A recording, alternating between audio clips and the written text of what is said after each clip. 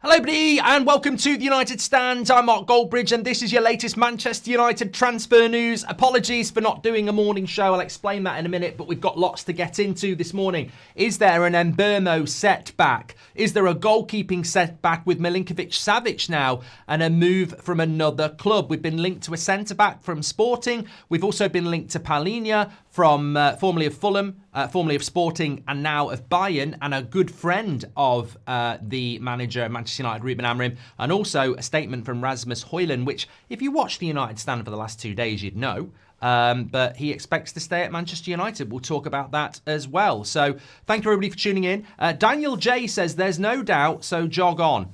Okay, first of all, Daniel, are you the same Daniel who was talking nonsense the other day? Because I just love spending my time with people who just want to be rude from the start. But it's a news show, Daniel, and we'll bring the news on Mbeumo when I want to, not at your pace, but we will do that in a minute.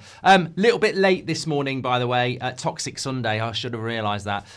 Little bit late this morning because, as I said on the show last night, normally do a 10 o'clock show every morning for 10 years. But this morning it wasn't at 10 o'clock, it's at 12:40. Not because I'm on United States time and jet lagged, but because Seb had a football match this morning. So a little bit late on that. Palhinha is not all that, says Champs. He's going to be 30 in July. We'll talk about that in a moment. OW says he'd be a good choice, even on a loan. Right, let's start off. I think, to be fair to Daniel, I actually share his frustration with this story. Yeah, so look, few people reporting this morning that there is a doubt over Mbeumo because Thomas Frank is going to go to Spurs and wants to take him with him. I understand the validity of the story. Maybe there is, maybe Thomas Frank is trying to do that. And I think the truth of the matter is, we've got no issues with Mbeumo to Manchester United. Like, he wants to come to Manchester United. We've said this multiple times.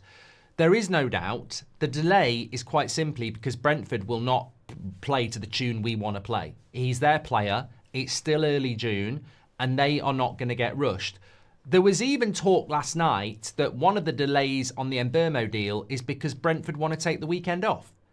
And that was slowing down the deal as well. So this whole Thomas Frank, Spurs, Mbeumo thing, I'd park it. If anything, I think it makes it easier for Mbeumo to say to Brentford, can we get on with this because you're removing the manager anyway. So I don't think there is a delay. I don't think there is a doubt. Obviously, a lot of people are reporting it this morning again. But from what we understand, if there is any delay, and look, we said yesterday morning we could get a here we go today, tomorrow, next week, next month. Who knows when the here we go will come? I suspect it's going to happen sooner rather than later. But there are still negotiations going on between Manchester United and Brentford re the fee. We will get there. Sometimes it takes 6 weeks. Sometimes it takes 6 days. But as per this morning, from a very good journalist, the story is that this may have slowed down over the weekend for the simple fact that the people involved from Brentford's side don't really want to work the weekend. You know, it's not that important to them. So I would expect something on this early next week. Here we go, Mbeumo. So don't listen to anything that's going on in relation to Spurs. There is a bit of a delay, but is it really a delay? And when you think about it was only last Monday that we really understood that United were actually in for him. It's a week, which is quite quick for Manchester United. So yes, I expect that deal to happen. No, I don't think anything's going to happen with Spurs. And at the end of the day, who picks Spurs just because they're in the Champions League? It's still Spurs. It won't happen. It won't happen. Happy birthday to TUS Princess Beth, says M. Parker. Well, I'll tell you what, I think she'll really appreciate that. I'm sure she's watching on her birthday. But yes, it is Beth's birthday today if you've seen it on her socials and stuff. So big shout out to Beth if you want to say happy birthday to her. Looks like Mateta is going to extend with Palace, says Maliki. I've not heard anything about that, but we can talk about that in a moment. But talking about strikers, bit of breaking news coming in this morning. Well, 2 bits of news, actually. One around the goalkeeper, one around the striker situation. So what are your thoughts on... Oh, if I get time, I want to talk about what Van Gaal had to say as well. Let me just drop this in. This was a quote with Sky from Louis van Gaal, former Man United manager. United is still a commercial club. It's not a football club. I've said that before. It's always difficult when the manager doesn't choose the players. It should be because you can then fire the manager if he doesn't get results. But when other people recruit the players, it's a problem because it's a manager who has to train them. So it should always be like that. Very interesting point there from Van Gaal, which I would like to go back to. But before we go back to that, this is what Rasmus had to say. Just on the Thomas Frank story, by the way, it came in from the Mirror. And the Mirror have been okay when it comes to Sunday morning news. And they said Thomas Frank has told Spurs he wants them to rival Man United for Mbeumo. Frank is set to be confirmed as the manager next week and is keen to take Brentford's in-demand forward with him to Spurs. So there is a validity to the story. It's not just total and utter nonsense. And I wouldn't be surprised if Thomas Frank has said to Spurs, try and get Bryan Mbeumo. But Bryan Mbeumo said no to Arsenal. He said no to Newcastle to come to Manchester United. He's not about to say, oh, Spurs are interested. Why didn't you say? Why didn't you say? It's like saying no to a load of people to marry Margot Robbie, and then who should knock on your door? It's Little Mo from bloody EastEnders. Oh, if you were on the market, it ain't going to happen. It's not going to happen. We don't need to worry about that. But this is what Rasmus had to say about his future. I have a contract until 2030, so I expect to play for Manchester United until then. Yeah, I don't know what he's talking about 2030. I mean, he's got a contract till 2028 with the option for another year, which is 2029. But yeah, look, we spoke about this, I think it was yesterday. And, you know, I suppose it's a little bit, well, Rasmus has said it himself now, but I suppose it's a little bit of a exclusive for the United stand that we were talking about this yesterday. Rasmus doesn't want to leave Manchester United. That will, you know, that's come out from the club. He doesn't want to leave Manchester United. But it's about what Amrin wants to do. It's about what, yeah, I don't know. You know what?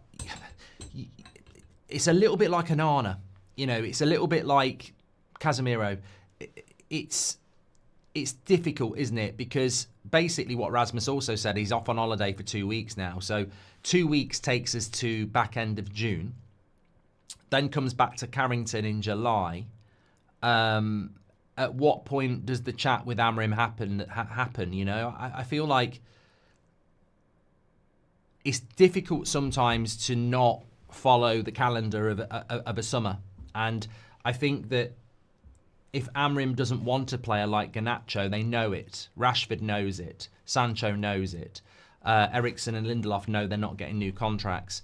In the case of someone like Rasmus and Xerxes, they've not been told anything.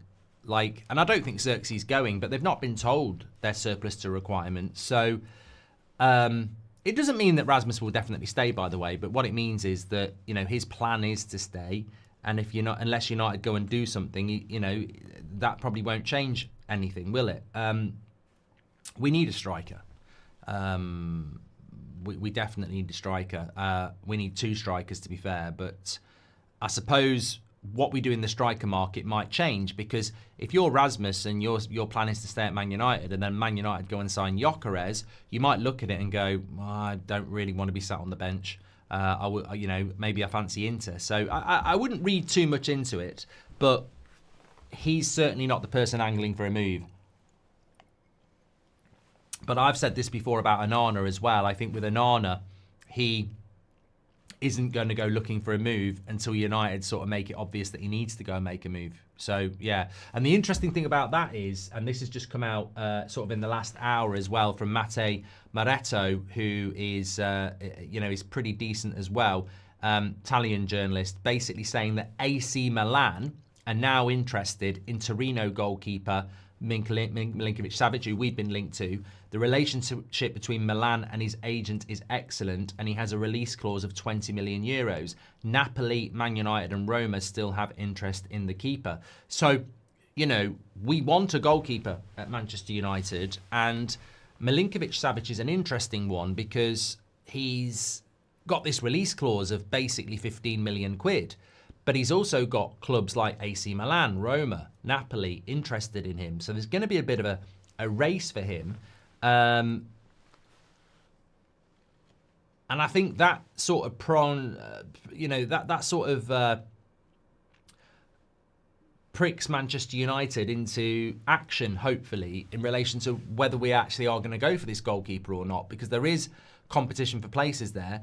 AC Milan have had a dreadful season, by the way. They're basically the Man United of Italy. They're not in Europe at all.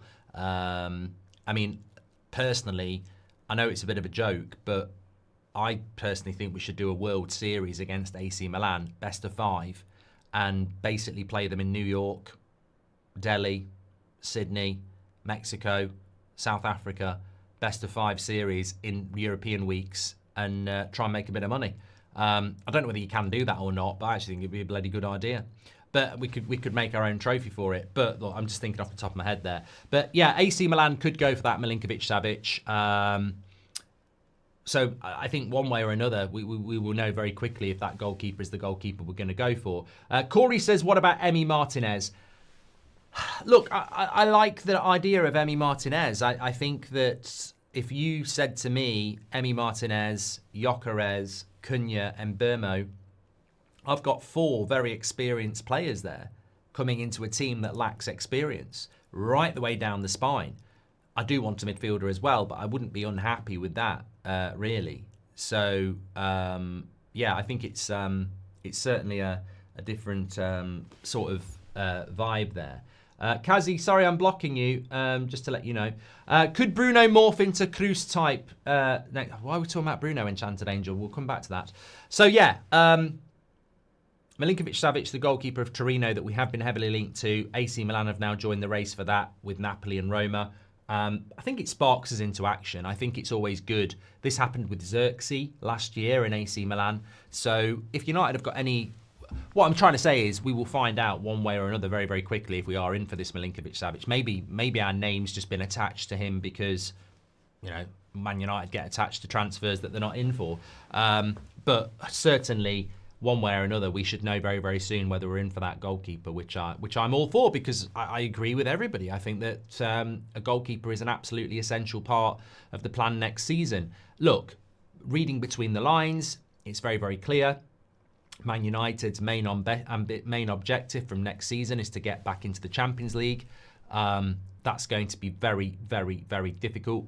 But the objective is that. And I think sometimes we don't actually focus in on objectives. The objective for Man United and Amrim next season is to put Man United back in the Champions League. There's only one way we can do that. That's top 4. I always said this season, we're very, very lucky that we won the FA Cup and it put us into the Europa League, which gives you a pathway into the Champions League, because next year we won't have that. We're not in Europe at all. So if you want to get into the Champions League via the Europa League, we've got to qualify for the Europa League first. So that's 2 years down the line. So the objective for Man United is European football next season, Champions League football the priority. To do that, the only way we can do it is get top 4. To get top 4, you've got to be... Well, we're not going to be better than Man City, Liverpool and Arsenal, so you've got to be best of the rest. That's very, very difficult. Really, really difficult. But if you're on that quest, you've got to look at improvements, and goalkeeper has to be... You can't get top 4 with an Arna. You just can't. So it has to be a priority. If their objective is top 4, then they have to change that. I would say if their objective is top 6, you've got to change your goalkeeper as well as everything else we're looking to do. Seng says, could Xerxes play as an 8? No. Very easy answer from me. The M&M trophy, says Tusha. Look, honestly, I completely hated the trip to Asia at the end of the season. I thought it was an absolute waste of time for everybody. But they did it for money. If AC Milan are not in Europe and we're not in Europe and we're sat around twiddling our thumbs midweek, European weeks, there's 8 of them. And that's before the knockouts, where there'll be another, I think there's another 8. So there's about 16 midweeks that we won't be using. Why not say to AC Milan, do you want to do a World Series, best of 7, across 7 cities? We'll create a trophy for it, and I guarantee you'll sell it out. Imagine AC Milan playing Manchester United in New York in one of them games. And people say, oh, it's all the travel. Come on. But it's probably against UEFA rules, Peter. That's the problem. So yeah, that's probably the big problem with it. But I wouldn't be against something like that. It's better than end of season bloody friendlies that mean nothing. You know, I'd watch it. If there was a genuine trophy for it and it was a World Series, I'd do it. It's not. I'm not saying do it in the US. I'm saying New York, Sydney. I don't know, South Africa, India. You know, just do it in 7 cities. Be a great idea. Great idea. Brentford losing their manager and taking the weekend off, says David Faulkner. Mate, look, what people don't realise, I was laughing when I got this message this morning. So I got this message this morning about Mbeumo, and it was basically along the lines of, don't worry about the Spurs story, there's nothing in that. Mbeumo wants Man United. The delay is probably mainly to do with the fact that Brentford have taken the weekend off. Because they're normal people. Why do Brentford need to work Saturday, Sunday, off season? They don't. They don't have to play to our tune, do they? We always keep players because we feel bad. It's getting old, says Constantine. Right, I'm just going to catch up on some of your super chats. Then I want to talk about Paulinha. Definitely top 4 next season. We'll be cooking, says Rob Always United. Please, Rob, don't set that standard because it will just lead to toxicity when it doesn't happen. Could Bruno morph into a Cruz type? I think that's the plan, Enchanted Angel. It's just down to you whether they think, you know, individuals, whether you think he can. Alvind, welcome to the Members Club. Højlund was shocking against Northern Ireland. Hope he can rest and come back better than ever, says Nicholas. I would give Rasmus one more chance, I still believe, says Jacob. What would you do with Rasmus, Mark? I would keep him for another year. If he was happy to be understudy to a experienced striker, I would keep him for another year. Because I think we need 2 strikers. Yeah. If you could, but if somebody said to me, you're getting 2 strikers, then let him go. But we definitely, I think we need 2 strikers. We can't be reliant on one, even without Europe. You know, you need to have 2 strikers. If you could sign 2 strikers, who would you take? Says Daniel. Any 2 in the market right now? I mean, I wouldn't take Gyökeres and Osimhen because that would just be a recipe for disaster because they're both starters, aren't they? I would take Gyökeres, and then my second striker, if I had to buy a striker, I would say somebody like. I mean, Liam Delap would not have been a bad... I'm happy keeping Rasmus and getting Gyökeres, by the way, but if I had to buy 2 strikers and Rasmus was to leave, I think I probably would go for somebody like a Liam Delap, but he's gone. So, I don't know. I don't really know. Yeah, I don't really know. And Mbeumo ain't happening. I knew it's all crap. Believe when they're holding up the shirts, says Jared. Looks like Mateta is going to extend with Palace, says Maliki. Let me just talk to you about Palhinha very, very quickly. So, there was a news story this morning floating around. Sunday morning news can be quite interesting at times, that United might approach Bayern Munich for a loan deal for Paulinha from Bayern Munich. I just said that, Bayern Munich from Bayern Munich. Formerly of Fulham, really good player, Premier League proven, perfect for what you want in that midfield pivot. I think he's definitely an ex-teammate of Amrim. I mean, this is what he had to say when Amrim took the job. He said, I wish him all the best. It's a big step for him, and he deserves it. As a former teammate and friend, I wish him all the best and much success. That was Palhinha talking about Ruben Amorim getting the job back in November. So, friend, he just, oh, football friend, football friend, oh, friend, football friend, oh, friend. But yeah, I mean, look, there's obviously a connection there between Amorim and Palhinha. It's not gone particularly well at Bayern Munich. There's talk of a £25 million deal. He's 30 in July. Now, I don't look at age now the same way as I did when I was younger. I remember being about 11 and one of my mate's dads was 42, and I was like, God, you won't even see your 18th. You know, I used to think people in their early 40s were ancient. To be fair, back in the 80s, people in the 40s did look old, probably smoked about 100 cigarettes a day. But age these days is changing. And, you know, you used to have a footballer when they hit 30 and you'd go, that's the end of that. But realistically, especially in the midfield, if you're not about pace, and midfield doesn't tend to be about pace, really, I think if you look after yourself, you can play well into your mid-30s as a midfield maestro. And I think someone like Palhinha is one of those types of players. So I don't look at him as approaching 30 and think, oh, that's a bad idea. He'll be done in 2 years' time. I actually think you might get 3, maybe 4 years out of him, which is not bad in the modern game. So I don't think United will do it, but the reason I brought it into the show is there is that connection with Amorim. He does suit the Premier League, and he proved that at Fulham. It's not working out at Bayern, and it's not going to work out at Bayern. So he's got to go somewhere. And I just think, would that not be a bad little deal to, especially when you've got the likes of Kone that are going to come through in the next couple of years, and there's other young players coming through. What profile of midfielder are we actually looking for? Definitely experienced. We're definitely looking for experienced. Are we looking for 25-year-olds? Would we look at a 30-year-old? Look, there's always the risk of Casemiro coming in at, 30, 29, and then his legs went after 18 months. That's always a risk. But I'd expect all that to come out in a thorough medical anyway. So I'm not totally against the idea. But Amorim would have to be on board with it, without a shadow of a doubt. So, look, it might be one to monitor in a midfield area where we do need to do some business, but we might not have a lot of money. And the reason I mention it is that there was a story a couple of weeks ago. I forget who it was. It was one of the Man United journalists. And they were basically saying that Man United wouldn't rule out loan deals this summer. And when you're looking at loan deals, that loan deal might not be a bad loan deal. I obviously want somebody who's going to go straight into the team. But we have got Ugarte, we have got Bruno, and someone like Palhinha might be quite a decent one. So keep an eye on that one. I'm not opposed to it. If Amorim wanted to do it, I wouldn't be opposed to it. Why is it always United deals? Why is it always United deals, always delays? Says Chris. Look, I think in relation to Manchester United deals and transfers and delays and whatever like that, I don't think you can really talk about that on the 8th of June. Especially not in relation to Mbeumo. Look, it was Monday. It was last Monday, where it really became obvious that we were looking to do this deal. We've therefore had a week on it.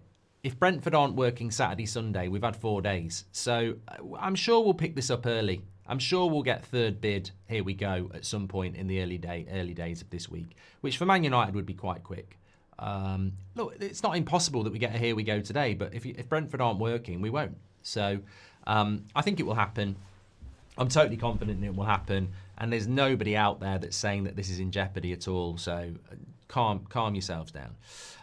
Trust you well. If Rasmus stays, he can be an understudy to Gyökeres. So too will be Xerxes. I think something is good happening, says Risic. Thank you very much, mate. Hope you're doing well. Magic says, hear me out. What about a swap deal with ter Stegen for Rashford? We give Barca 20 million. They give us 40 million for Rashford. Is ter Stegen worth that, though, at 33? 15 million would get us Maignan, hopefully. Yeah, he's going to Chelsea, apparently, Kizile. Interesting one. I forgot about Diego Leon at left-back joining in July, says Fahad. Look, I think with Leon, let's wait and see what he's all about. Definitely in the mould of Dorgu, in the sense that he's a young, talented player with a lot to learn. But will he go straight into the team? Will he go straight to the bench? Will he go on loan? Let's wait and see what happens with him. But it's another exciting signing for Manchester United. Little on Quality says, I find it weird how many fans seem to think Ugarte's surplus to requirements. I have a strong feeling he will be an integral part of the team next year. Well, 100%. I think you've nailed it, mate. I think there's an element of our fan base that doesn't like Ugarte.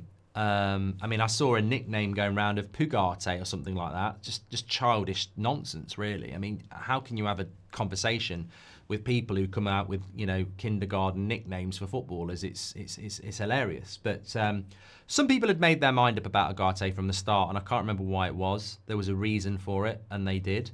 I think he had a bit of a mixed season. He had 2 very good months in December and January, or maybe it was November and December. I think he'll be fine. I think he'll be a very, very good player for us, and I think he'll have a very good season. And all I'm going to say is Gravenberch. First year at Liverpool wasn't great. Second season, brilliant. So patience with a new signing, please. I said at the end of the season that if United don't bring in a couple of real midfielders, we will finish 10th again. And I stand by it, says Tushar. Thank you very much for your super chat. And Snowball says, hi Mark, I'm curious and maybe somewhat naive. Do you know if Romano and Ornstein are fierce rivals or if they are friendly? Maybe even to the point of sharing and cross-checking info? I mean, it's not really for the United stand. Publicly, both get on very well and respect each other. They don't share information. Look, they're rivals, but there's respect there. But they're rivals. They want the scoop. But they also coexist. It's a bit like Messi and Ronaldo, isn't it? On a very much journalistic level. They probably take each other to different levels because of the competition. Have any clubs registered interest in Anthony, says Kenzo? Yes. Atletico Madrid, Leverkusen, and Betis are the three strong ones at the moment. Based off looks and size, Milinkovic-Savic is one of the most intimidating goalkeepers out there. The only problem I've got, Martinelli enjoys says that. The only problem I've got with Milinkovic-Savic, and it's a problem I had with Amrim Onana, is because he's 6'7". How the hell can he get down to low shots? That's the only issue I'd have with him.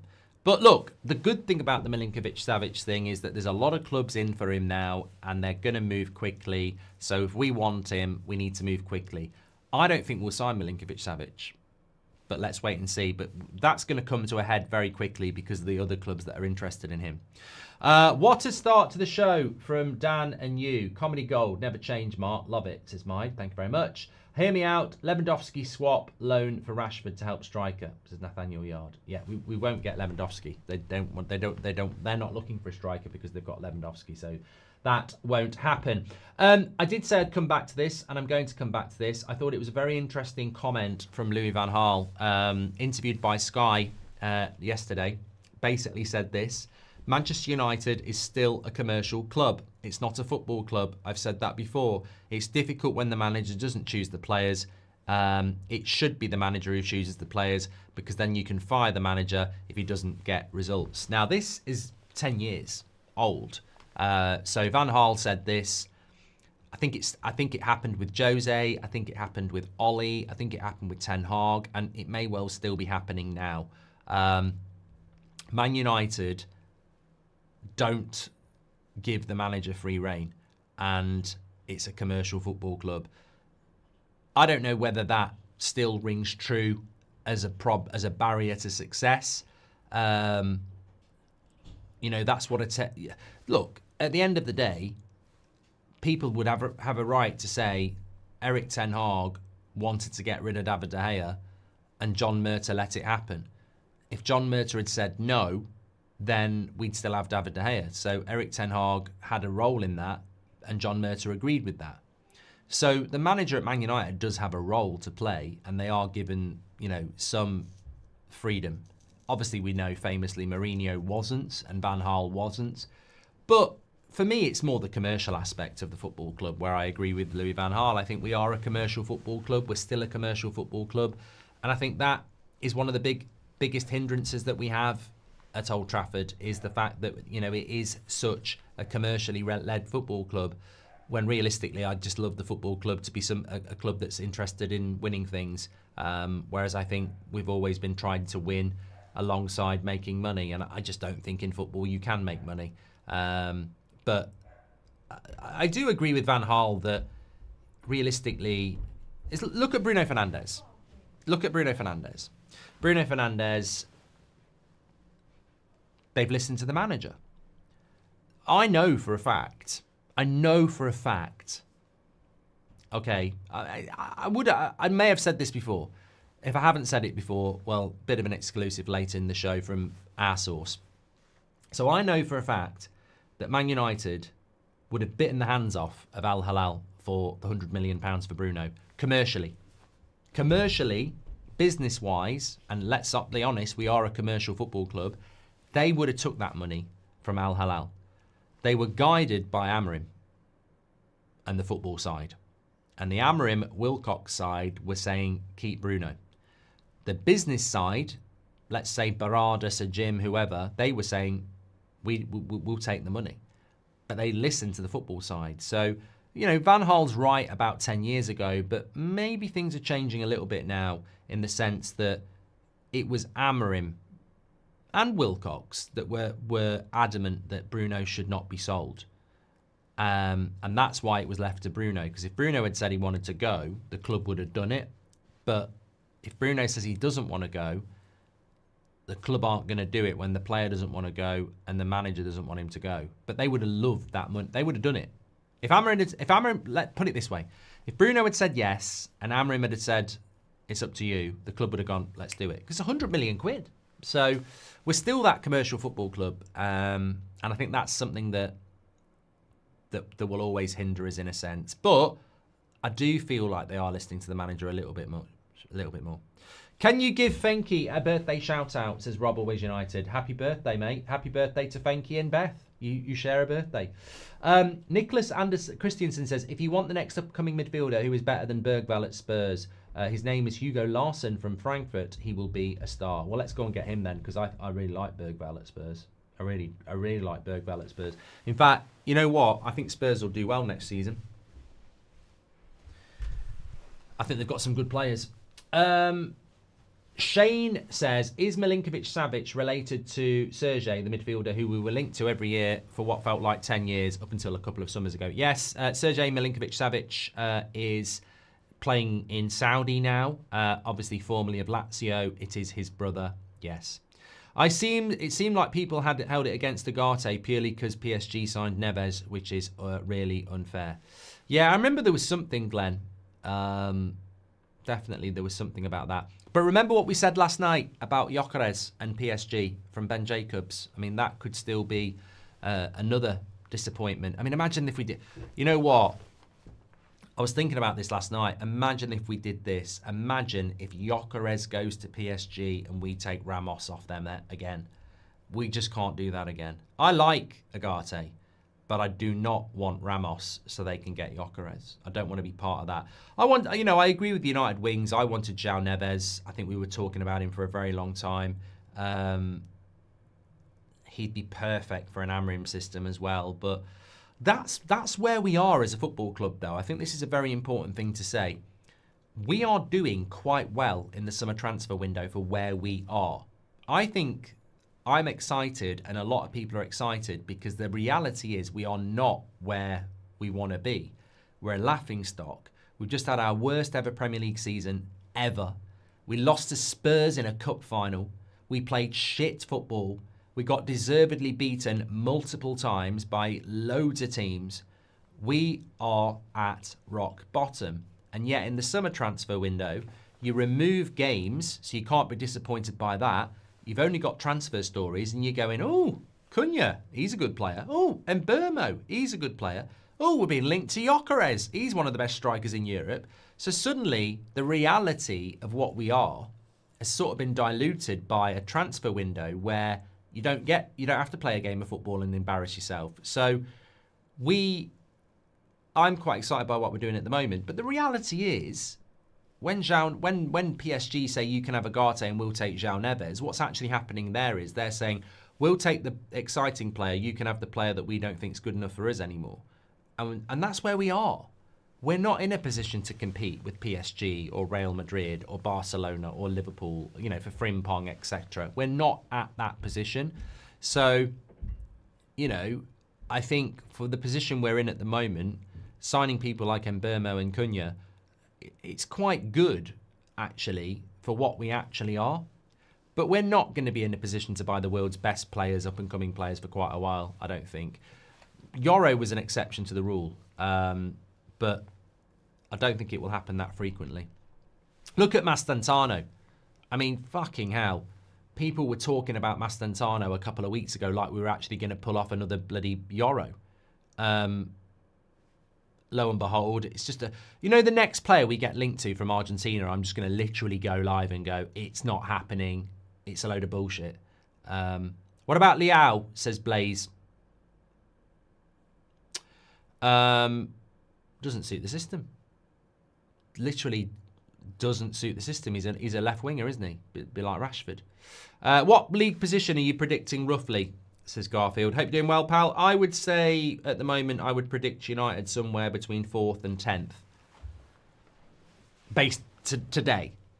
By the start of the season, I will narrow that down, of course. But somewhere at the moment, I'm pitching us in between 4th and 10th.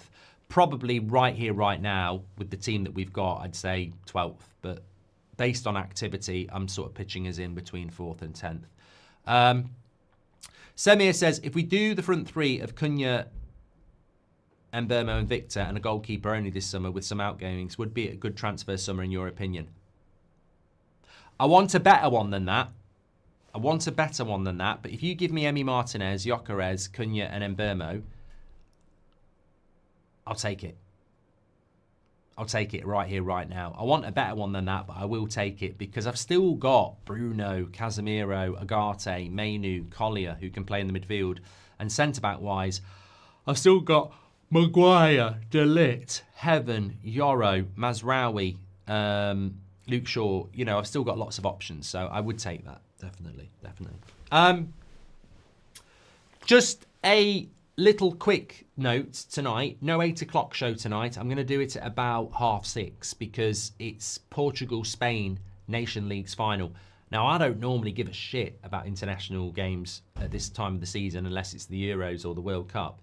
So I don't have any interest. And I definitely didn't watch England last night. But I think this game's quite an interesting game tonight. I mean, I don't really understand what the Nation League's all about, but Portugal, Spain are going to go for it tonight. So I'm going to watch that at 8 o'clock on That's Football. So if you want to join me on that, we'll be live a little bit earlier on here at 6:30. Hope you have a great Sunday. Whatever happened to the Nipan angle? Last transfer window, it was all about this guy. I think he went to Villa. I think he signed for Villa. Yeah, I think he did sign for Villa. I'm excited for what we can do, get done this summer and where we build to. Deadwood almost gone. Holes are being filled. Still need to work hard, says SK. Thank you very much. Right, okay. I'm going to go and get some lunch. It's been a long day. Turned up to play Seb's game at 9:20 for a 10 o'clock kickoff. We get there and the pitch had been booked for 11. So I had to stand there watching other football for an hour and a half, then Seb's game. So, you know, a little bit behind. But thanks, everyone. Loved that show. Nearly 20,000 tuning in again. What a community. Keep telling your friends and family about the United Stand. Spread the word. We're growing and we're an amazing community. Thanks, everyone, for tuning in. Make sure you... Oh, that's what I was going to say. I don't know. I'm sure most of you have subscribed and clicked the bell to get your notifications whenever we go live. That's something you really do need to do, by the way. You really should click the bell. But... we are only 1,000 subscribers away from 2.1 million. That's wrong. It's actually 9.8, not 9.6. I'll change that. So make sure you subscribe to the channel and share the video. I'll speak to you all a little bit later. Obviously, if anything breaks, we will go live. Otherwise, I will be live with you back at probably. I'm going to say 6:30 tonight. I'm going to say 6:30. Thanks everyone for watching. Take care and stay safe.